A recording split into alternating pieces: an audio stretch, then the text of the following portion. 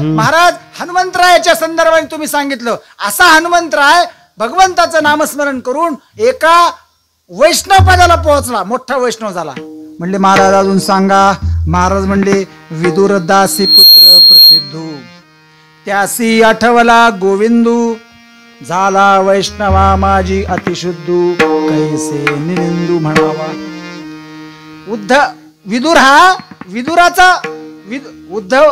विदुर हा दासीचा मुलगा, दासीपुत्र. पण दासीपुत्र असताना सुद्धा गोविंद गोविंद गोविंद गोविंद असं भगवंताचं नामस्मरण केलं. आणि काय झाला? गोविंदमय झाला. गोविंद गोविंद मना लागलिया छंद, मग गोविंद ते काया, भेद नाही देवा तया. आणि तो सुद्धा एका वैष्णव पदाला पोहोचला.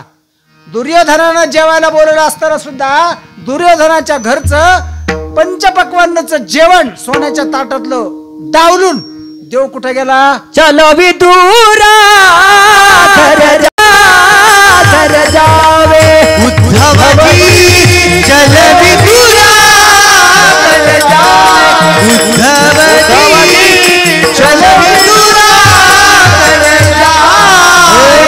शबरी के बेर सुदामी के चावल, शबरी के बेर सुदामी चावल, रुचि रुचि भोजन लगावे. चलो विदुरा घर जावे उद्धवजी, चलो विदुरा घर जावे उद्धवजी,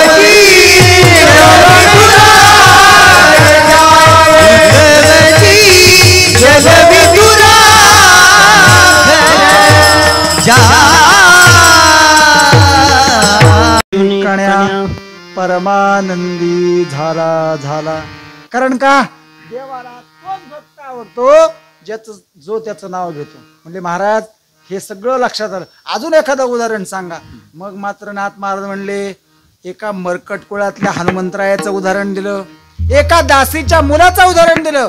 आता तुम्हाला राक्षसाच्या कुळात जन्माला आल्या लोकांचं उदाहरण देतो. म्हणले राक्षसाच्या कुळात कोण जन्माला आलं? नाथ महाराज म्हणले राक्षसा माझी बिभीषण, दैत्या माझी प्रल्हाद जाण, भगवंतासी अनन्य शरण, वैष्णव पद दिधले त्यासी.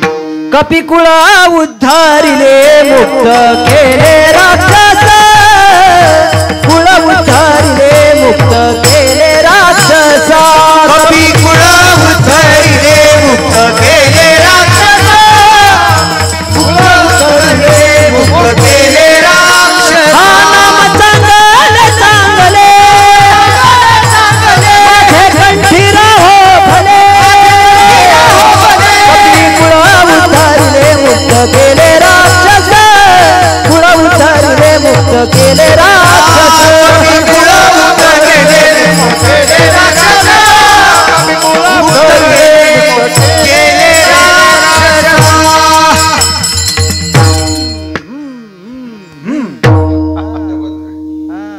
डबल बेल दिल्यावर कशी गाडी चालती तसं ती आहे दिली की मला सुचत लक्षात येत नाही तशी. विठ्ठला विठ्ठला विठ्ठला विठ्ठला. काय केलं?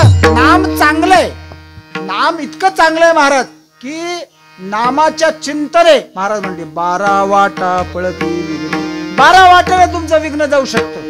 म्हणून हे सगळ्याच्या सगळे कोण आहेत? तर कुणी मरकटाच्या कुळात जन्माला आले, कुणी दासीचा मुलगा आहे, तर कुणी राक्षसाच्या दैत्याच्या कुळात जन्माला आले. मग तुम्ही एवढे तर वाईट नाही ना का आपला वंश दैत्याचा आणि राक्षसाचा आहे? नाही ना, माणसाच ना आपण, तरी सुद्धा नाव घ्यावं वाटत नाही. मग म्हणले महाराज थोडस आज नरसिंहाचा जन्म आहे, आम्हाला थोडीशी त्या संबंधाने कथा सांगा.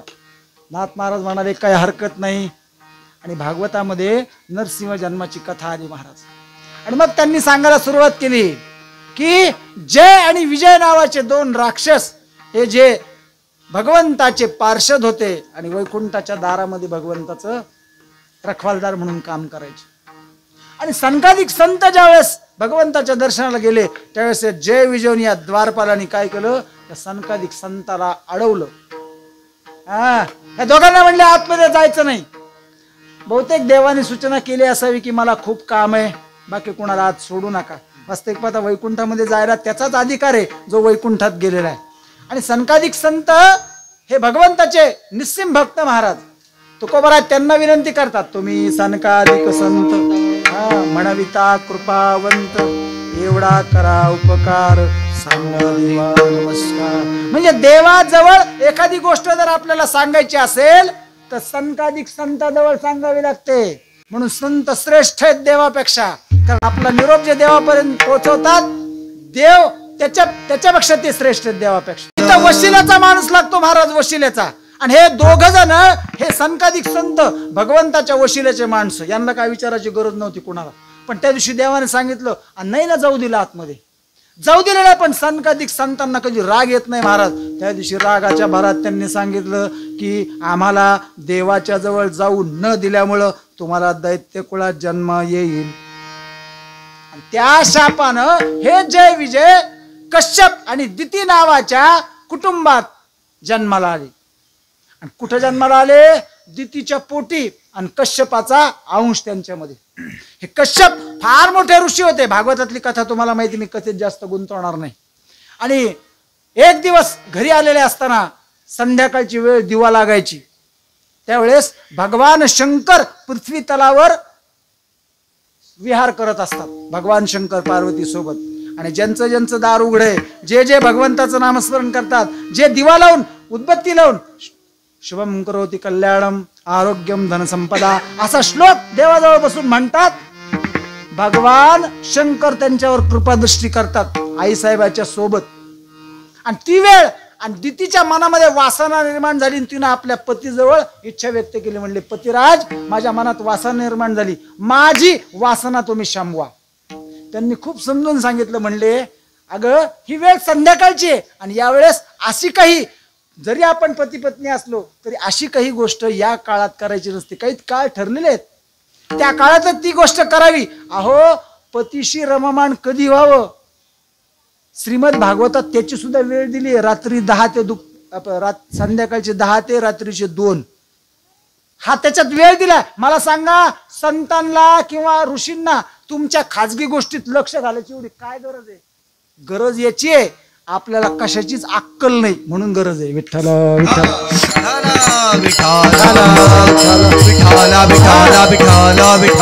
माणसं तर इतकी वासनांध झालीत आता की जी गोष्ट मोबाईलवर पाहायला पाहिजे ती सोडून नको त्या गोष्टी पाहतात. मला त्या विषयाकडे जायचं नाही, तिने सांगितलं. पण आता पत्नीनं एवढी वासनांध झालेली, शेवटी त्यांनी तिची इच्छा पूर्ण केली. पण इच्छा पूर्ण झाल्यावर जेव्हा ती भानावर आली त्यावेळेस ती त्यांची क्षमा मागू लागली. ते म्हणले तुझ्याकडून 4 अपराध घडले आणि याचा परिणाम असा होईल म्हणले की तुझ्या पोटी 2 दैत्य जन्माला येतील. पण एक मात्र नक्की की त्यापैकी एका दैत्याच्या पोटी असा एक भक्त जन्माला येईल की तो देवाच्या सोबत त्याचं नाव घेतलं जाईल. विठ्ठल विठ्ठल. आणि नंतर मग त्यांचा जो पुढचा जन्म आला तिच्या पोटी जे जन्म आला ते हिरण्याक्ष आणि हिरण्यकश्यपू. मग या हिरण्याक्षानं भगवंतानं वराह अवतारामध्ये त्याचं काय केलं? उद्धार केला. पण त्याला मारल्यामुळं या हिरण्यकश्यपूला राग आला आणि त्याला वाटलं माझ्या भावाला मारलं आणि ते सुद्धा विष्णूनं, याचा बदला मी घेईल. आणि मग त्या हिरण्यकश्यपूनं काय आज्ञा केली की जिथपर्यंत माझं राज्य आहे तिथपर्यंतल्या सगळ्या लोकांना सांगितलं की भगवान विष्णूनं कपटानं वराहाचं रूप धारण करून माझ्या मोठ्या भावाला म्हणजे तुमच्या मोठ्या असणाऱ्या राजाला मारून टाकलं. आता तुम्ही कुणीही भगवंताचं नाव घ्यायचं नाही, घ्यायचं तर माझं नाव घ्यायचं. काय करायचं? हिरण्यकश्यपू महाराज की जय म्हणायचं. देवाचं नाव घ्यायचं नाही असं त्यांनी फरमानच सोडलं. पण झालं असं की हे फरमान सोडलं आणि इकडं त्याची असणारी पत्नी हिरण्यकश्यपूची, तिचं नाव कयाधू. या कयाधूला दिवस गेले आणि ते दिवस गेल्यानंतर ती 4 महिन्याची 3 महिन्याची गरोदर. आणि इंद्राला असं वाटलं हिच्या पोटी जन्माला आलेलं मूल हिरण्यकश्यपू जर एवढा त्रास देऊन त्रिलोकाला सळो की पळ करून सोडतोय. जर हे मूल जन्माला आलं तर हे सुद्धा दैत्य म्हणून जन्माला येईल. आणि बाप एवढा त्रास देतो तर पोरग किती त्रास देतो. म्हणून त्या इंद्रानं या कयादूचं हरण केलं महाराज. तिला पळवून घेऊन चालला आणि तिला पळवून नेत असताना नारदांनी त्याला पाहिलं आणि अडवलं. म्हणले ए इंद्रा कुठं चालला. म्हणले चाललो स्वर्गात. म्हणले कशाला. म्हणले ही कोण आहे सोबत तुझ्या. म्हणले हिरण्यकश्यपूची पत्नी आहे. आणि म्हणले एका परस्त्रीला परस्पर कसं काय घेऊन चालला पळून सांग. म्हणले काय कारण. म्हणले महाराज ही गरोदर आहे आणि हिच्या पोटी जर मूल जन्माला आलं तर हे मूल आम्हाला सगळ्यांना त्रासदायक ठरल. आणि मग नारदाने सांगितलं. म्हणले इंद्रा काळजी करू नको. हिच्या पोटी जन्माला येणारा मूल हे भक्त जन्माला येईल आणि भगवंतापेक्षाही श्रेष्ठ याचं नाव सगळीकडं वर्णलं जाईल. आणि मग त्यांनी तिची माफी मागितली आणि मग सांगितलं हिला आता हिच्या राजधानी सोडायची जबाबदारी म्हणली माझी. इंद्र निघून गेला स्वर्गात आणि नारदांनी पुन्हा त्या हिरण्यकश्यपूच्या बायकोला मग आपल्या आश्रमात नेलं. आणि मग तिथं ती गरोदर असताना नारदांनी तिला भगवंताच्या कथा सांगाव्यात, भगवंताचं कीर्तन करावं, नामसंकीर्तन करावं. आणि ते सगळे संस्कार कुणावर झाले तर गर्भावर झाले. गर्भावर. म्हणून आपण काय म्हणतो खाण तशी माती. जशी खाण तशी माती. कारण जसे आई वडील एखादं पोरग जर रस्त्यात उभा राहून खसाखस शिवाय द्यायला लागलं आपण म्हणतो कोणाचं कोणाचं कोणाचं पोरग रे. ते राम भाऊ नाही का काय पाहायचं काय नाही. त्याचा बाप तसा ते तसं कोणाचं नाव असलं तर क्षमा करा बरं का. फक्त दृष्टांतापुरतं घेतलं. विठ्ठल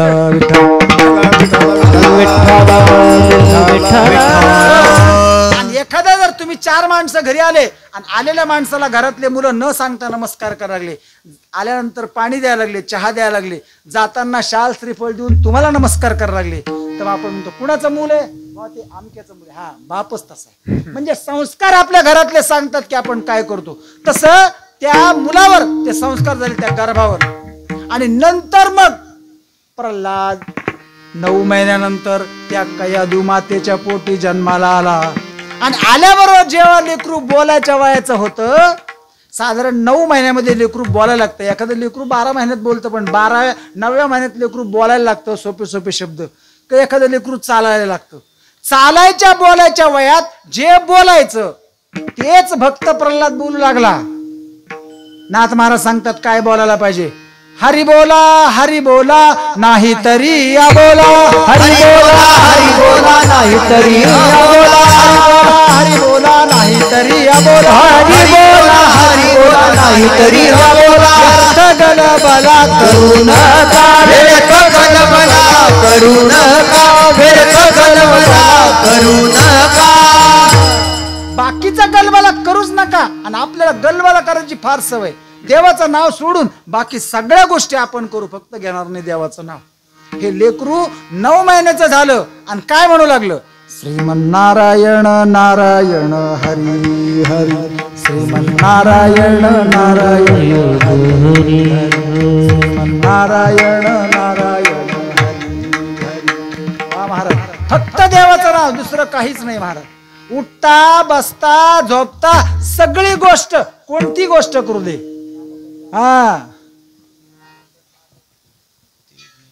नाम प्रल्हाद उच्चारी उचलवणी घेतला कडेवरी महाराज. विठ्ठल विठ्ठल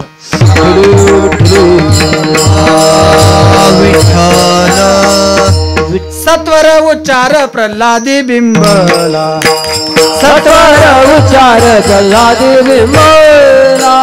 सत्वर उच्चार प्रल्हादी बिंबला. सत्वर उच्चार प्रल्हादी बिंबला. उद्धवाला जला कृष्ण दाता. उद्धवाला धला कृष्ण दाता. हरिमुखी म्हणा हरिमुखे म्हणा.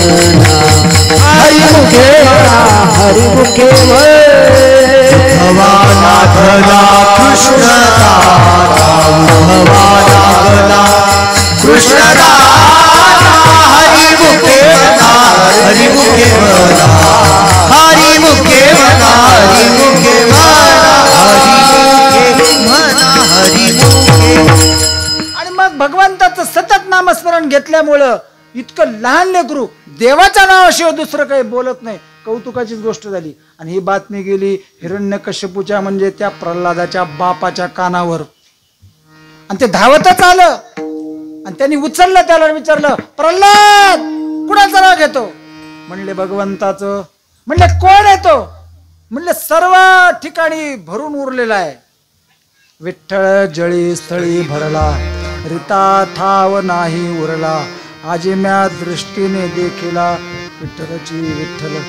हरी येथे रे हरी ते रे, हरी येते रे हरी ते रे, हरी येते हरी ते हरी ते हरी ते हरी वाचोनी नाही तेरे, हरी वाचोनी नाही तेरे, हरी येते रे हरी ते रे, हरी येते रे हरी ते रे, हरी वाचुनी नाही हरी वाचुनी नाही ते हरी हरी हरी हरी ते.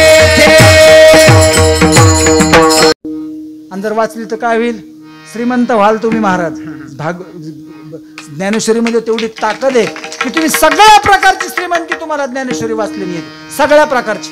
मग तुम्हाला जर असं वाटलं उत्तम कीर्तनकार व्हावं, ज्ञानेश्वरी वाचावं. हा, तुम्हाला वाटलं उत्तम गायक व्हायचं, तुम्हाला वाटलं उत्तम वक्ता व्हायचं, ज्ञानेश्वरी वाचा, सगळं ज्ञान. पारायण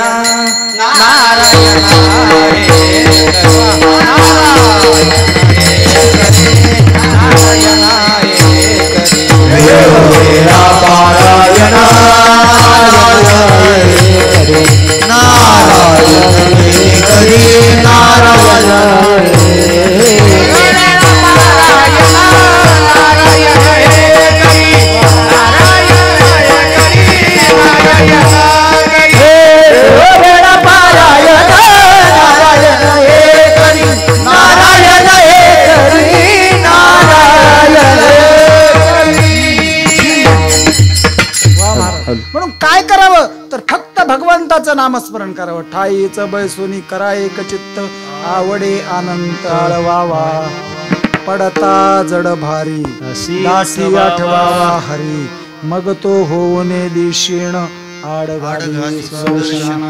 नामाच्या चिंतने 12 वाटा पळती विघ्ने. तुकोबारायचं हे गमक प्रल्हादाला त्यावेळेस माहित होतं महाराज. काही हजार वर्ष होऊन गेले, कित्येक वर्ष होऊन गेले सांगता येत नाही. पण हिरण्यकश्यपूला राग आला आणि त्याला वाटलं माझ्या पोटचं पोरग आणि देवाचं नाव घेतो. म्हणले उचला रे याला, द्या म्हणले कड्यावरून फेकून. आता राजाचं मूल जरी होतं तर आज्ञा राजाची होती ना.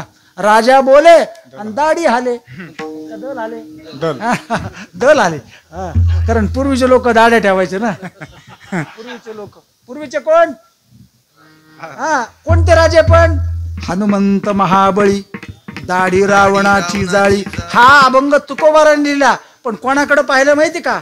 त्यावेळेस त्यांनी छत्रपती शिवाजी महाराजांकडे पाहिलं. राजांना सुद्धा दाढी होती, पण राजांनी दाढ्या कोणाच्या जाळल्या? जे धर्मप्रचाराला आडवे येत होते अशांच्या दाढ्या जाळल्या. असे सगळे औरंगजेबासारखे.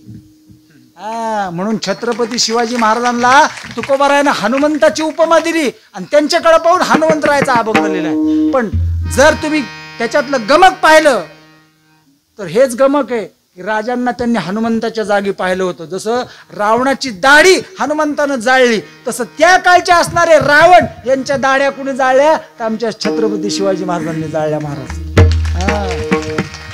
मग हे गमक प्रल्हादाला माहित होतं आणि प्रल्हाद भगवंताचं नामस्मरण म्हणले द्या फेकून उंच कड्यावरून. तर राजाचाच मुलगा, पण राजाची आज्ञा, उचलला आणि दिला फेकून. काही झालं नाही प्रल्हादाला, जसाच्या तसा पुन्हा आला. म्हणजे याला आता सापाच्या पिंजऱ्यात कोंडा, सापाच्या घरात सोडलं, हत्तीच्या पायाखाली तुडवलं, उकळत्या तेलात टाकलं कढईमध्ये. म्हणले याला होळी पेटवान होळीत बसवा. ती होलिका नावाची बहीण हिरण्यकश्यपूची, प्रल्हादाची आत्या, ती जळून गेली. पण प्रल्हादाला काही झालं नाही. कारण का? भगवंताच्या नामस्मरणात तेवढी ताकद आहे महाराज. तुझी चिंता त्याचे सर्व आहे. तुझी चिंता त्याची सर्व आहे. तुझी चिंता त्याची सर्व आहे.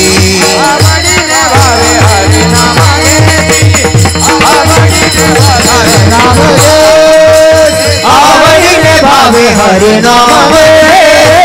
आवडीने भावे हरे नाम रे. तुझी चिंता तुझी चिंता तुझी चिंता हरी मुखे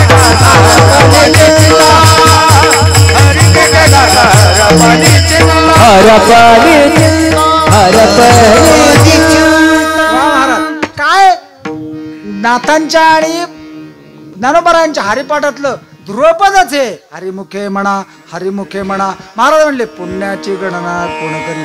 नाथ महाराज म्हणले हरिमुखे गाता हरपली चिंता त्या नाय मागुता जन्म घेणे. म्हणून भगवंताचं नाव जे हरी आहे ते तुमच्या मुखातून आलं पाहिजे, बाकी काही नाही.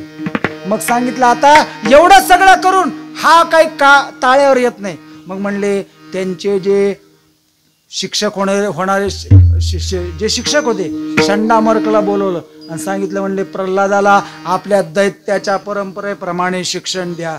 घातलं शाळेत.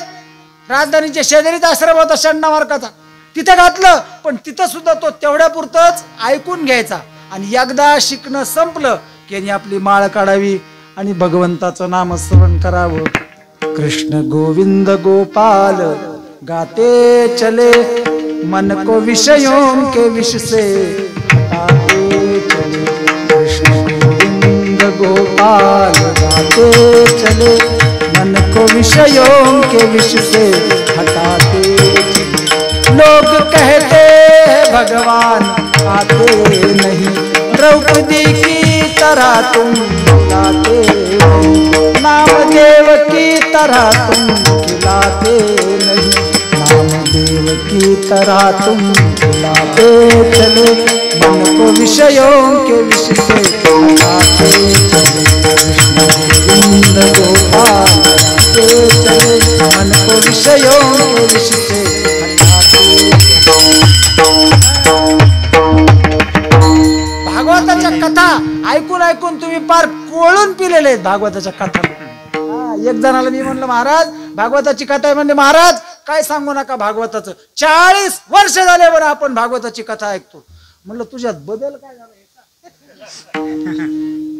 लोकांना नाव ठेवणं अजून चालूच आहे ना. भागवताच्या कथेमधून तुमच्यात जर बदल झाला तर कथा ऐकण्यात महत्व आहे. नाही तर अशा कथा किती काय ऐकतो आणि कीर्तन किती काय ऐकतो. मला बऱ्याच वेळा असा प्रश्न पडतो की लोक कीर्तनानंतर पाय पडायची एवढी धडपडा करून करते. काय गरज आहे सगळ्या लोकांच्या बोकांडी पाय देऊन तुडवीत यायचं महाराज. काय त्या पायात एवढा आमच्या पाया नका पडत जाऊ. आमचे पाय कुठं गेलेले असते. हा पूर्वीचा काळ राहिला नाही आता. म्हणून बसल्या जागी दर्शन घेत जा. पण नंतर मला याचं कोडं उलगडलं की पायासाठी पडतात. महाराज 2 तास तुम्ही एवढं सांगितलं ना, हे तुमचं तुम्हाला वापस आम्हाला घेणं नाही देणं. विठ्ठल विठ्ठल विठ्ठल विठ्ठल विठ्ठल. शेवटी षंडामार्काने शिकवावं पण यांनी फक्त देवाचं नाव घ्यावं. षंडामार्क बाजूला गेले की यांनी सगळ्यांना गोळा करून म्हणायचं म्हणा नारायण नारायण हरी हरी श्रीमन नारायण नारायण हरी हरी असं करावं. बरेच वर्ष गेले महाराज. शेवटी हिरण्यकश्यपूला राग आला आणि एक दिवस आपल्या दरबारामध्ये बसलेला असताना त्यांनी बोलवलं प्रल्हादाला. सांगितलं प्रल्हाद कुठे म्हणले तुझा हरी. म्हणले आता काय सांगाव, गेल्या कित्येक वर्षापासून मी तुमच्याशी बोलतो. अरे म्हणले तुला एवढा त्रास दिला, एवढा तुला सगळ्या यातना दिल्या, एवढं नको नको तुझ्यावर प्रहार केले, पण तू मरत कसा नाही. म्हणजे भगवंताचं नामस्मरण करणाऱ्याला मरण येत नाही. यमाला सुद्धा देवाला सांगून ठेवलेले जो माझं नाव घेईल त्याच्या वाट्याला जायचं नाही. यम सुद्धा भगवंताचं नामस्मरण करणाऱ्या भक्ताकडं वाईट नजरेनं काय चांगलं नजरेनं पाहत नाही. त्याची हिंमत नाही महाराज यायची. म्हणले त्याचं नाव घेतो म्हणून. म्हणले मग तुझा देव ज्याला तू नारायण म्हणतो कुठे. असा राग आला म्हणला त्या, असा राग आला त्या हिरण्यकश्यपूला, आणि रागाच्या भरात माणसाकडून काय चूक होईल सांगता येत नाही. आणि मग दरबारातच बसले होते, सगळा दरबार भरला होता. प्रल्हादाला उभं केलं एखाद्या अपराध्यासारखं आणि विचारलं, रागाच्या भरात विचारलं, ए प्रल्हाद, कुठे आहे तुझा नारायण? क्रोधयुक्त पिता, क्रोधयुक्त पिता पुषे प्रल्हादासी, क्रोधयुक्त पिता, क्रोधयुक्त पिता पुषे प्रल्हादासी, क्रोधयुक्त पिता, क्रोधयुक्त पिता पुषे प्रल्हादासी, क्रोधयुक्त पिता, क्रोधयुक्त पिता पुषे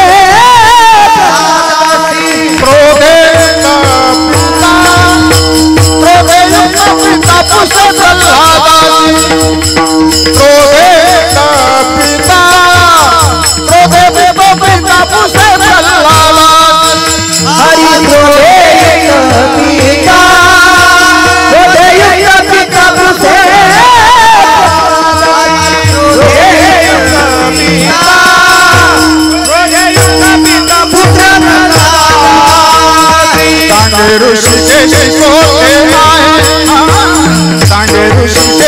कोठे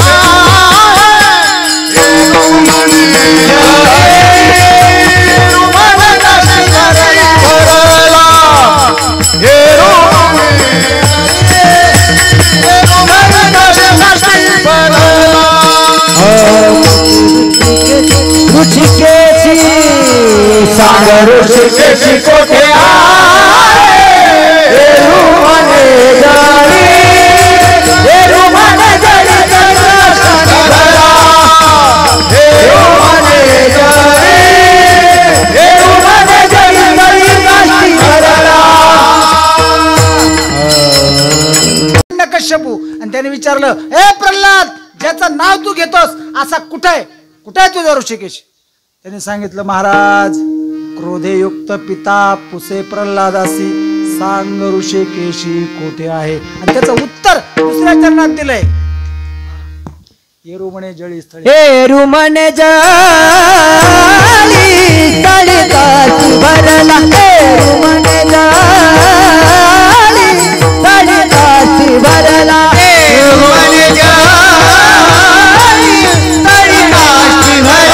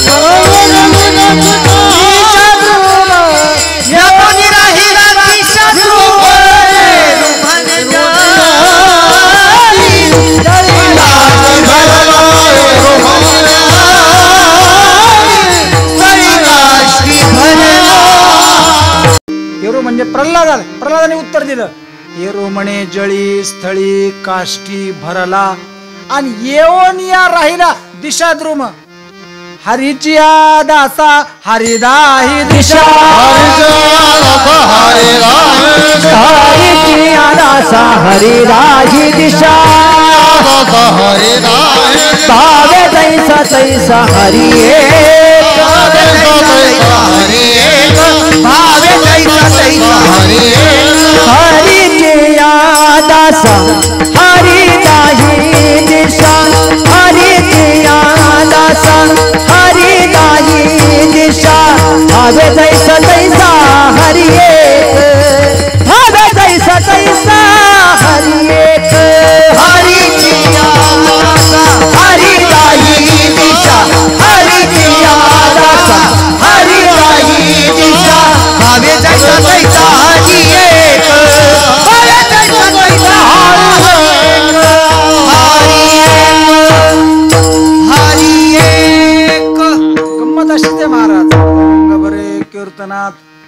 प्रेमे हरिदास नाचत.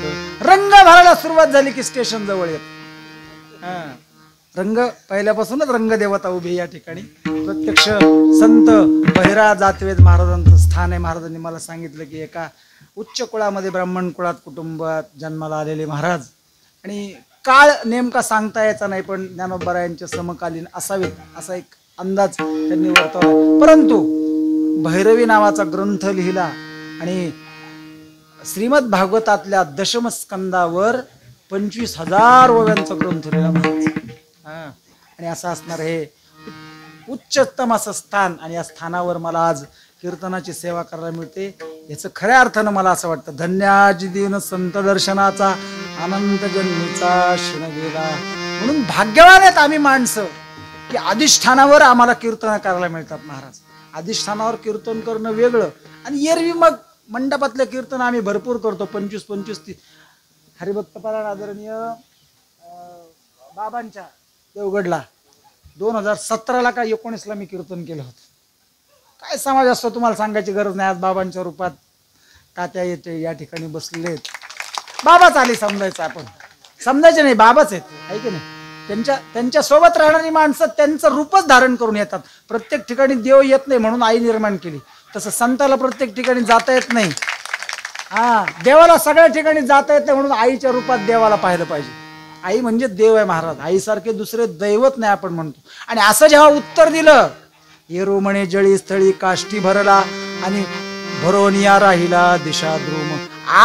4 मुख्य आणि 4 उप अशा 8 दिशा आहेत. अजून 2 दिशा कोणत्या म्हणले, वरची आणि खालची. ह्या 10 सगळीकडं जिथं पाहिलं तिथं हरी आहे सगळ्या ठिकाणी. आणि मग त्या मूर्खानं असं विचारलं, म्हणले तू एवढं सांगतो ना सगळ्या ठिकाणी भरला, मा समोरचा जो खांब आहे या खांबात आहे का? खांबावरी लात मारिली दुर्जय, खांबावरी लात मारिली दुर्जय, खांबावरी लात मारिली दुर्जय, खांबावरी लात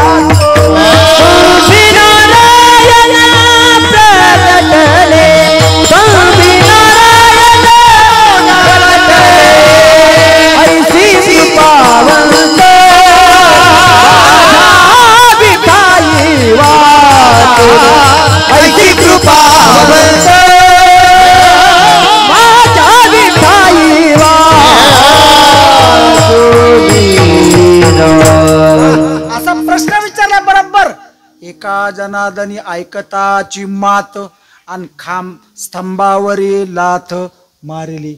लाथ मारली स्तंभावर, आणि स्तंभावर जशी लाथ मारली महाराज म्हणून खांबाला दाराला लाथ मारत. दार उघडताना खटकन पायाने दार उघडत जाऊ नये, उमऱ्यावर कधी पाय देऊ नये, उमऱ्यात कधी शिंकू नये.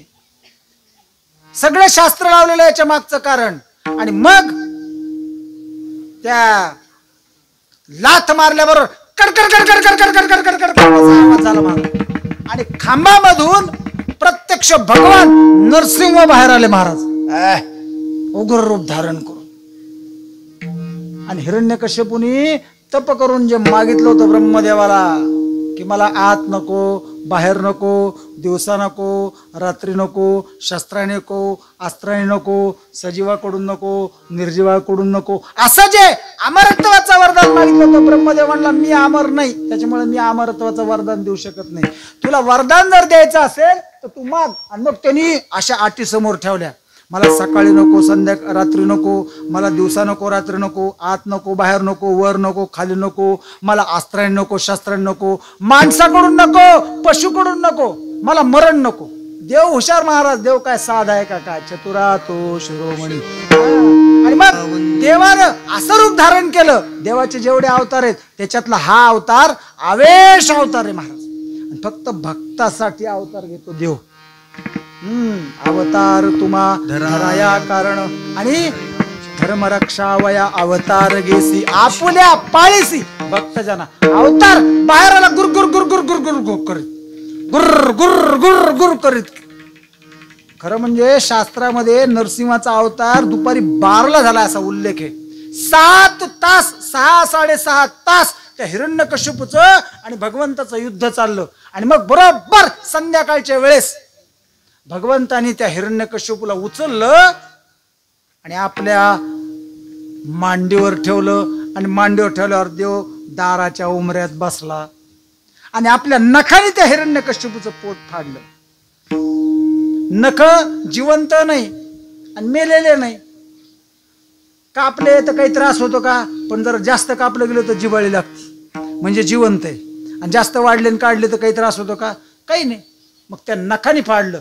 दारात का बसला, कारण आत नाही बाहेर नाही.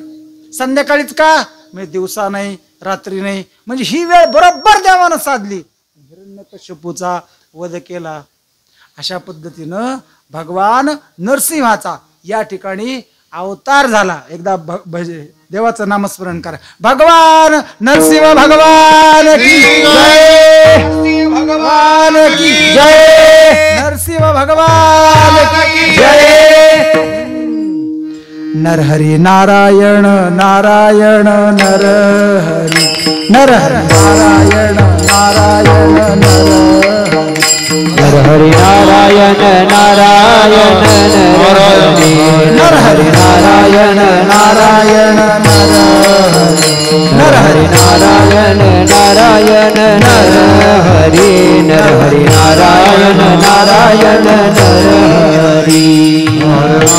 अशा पद्धतीनं भगवंतानं अवतार धारण केला. आज ती तिथी म्हणजे वैशाख शुद्ध चतुर्दशी या दिवशी भगवंतानं आपल्या भक्ताचं रक्षण करण्यासाठी नरसिंहाचा अवतार धारण केला. म्हणजे धड पुरुष नाही आणि धड पशु नाही, खालचं सगळं धड पुरुषाचं आणि वरचं मुख कमल त्याचं कशाचं, तर प्रत्यक्ष नरसिंहाचं.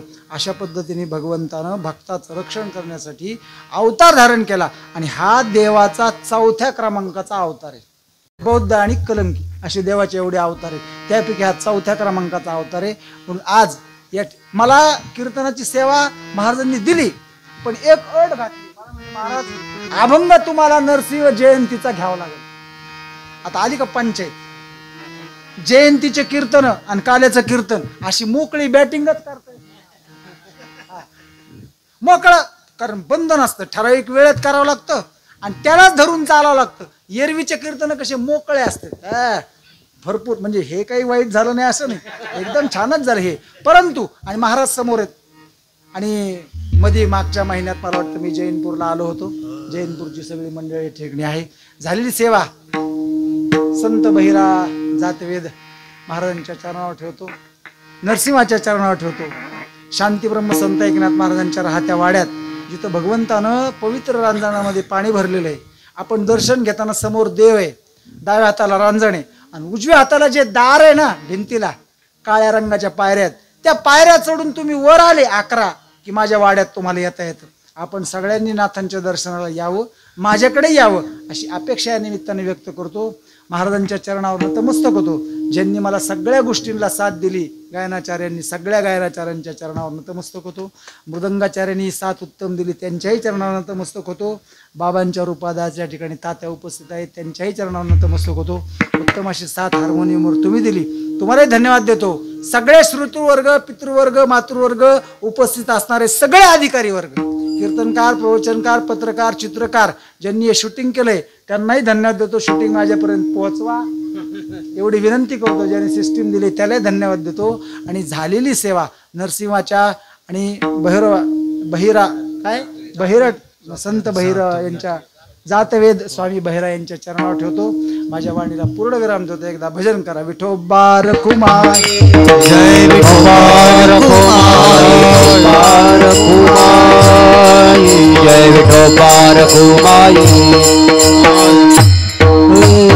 हुमाई हरी जय जय माऊली ज्ञानेश्वर माऊली ज्ञानराज माऊली तुकाराम ज्ञानेश्वर माऊली ज्ञानराज माऊली तुकाराम ज्ञानेश्वर माऊली ज्ञानराज जय जय ज्ञानेश्वर माऊली ज्ञानराज माऊली तुकाराम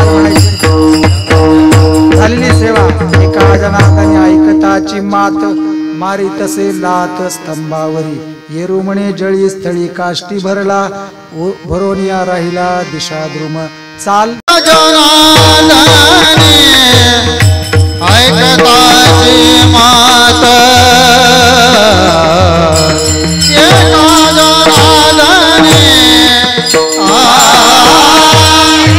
जनार्दनी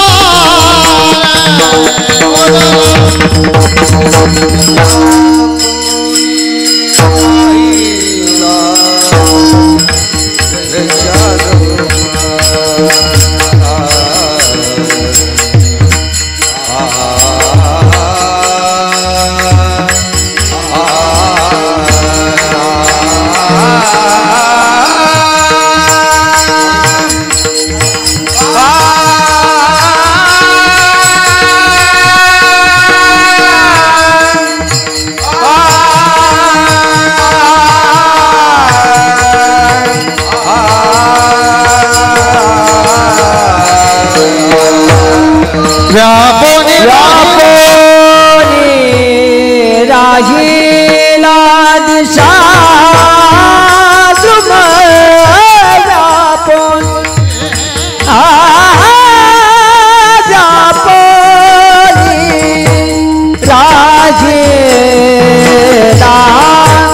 व्यापुनी राहिला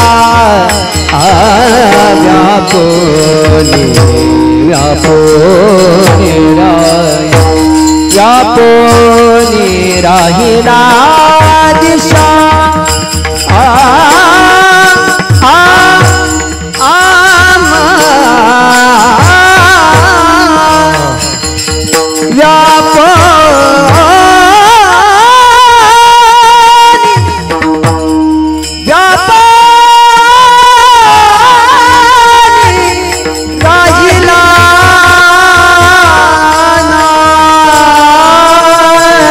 शालम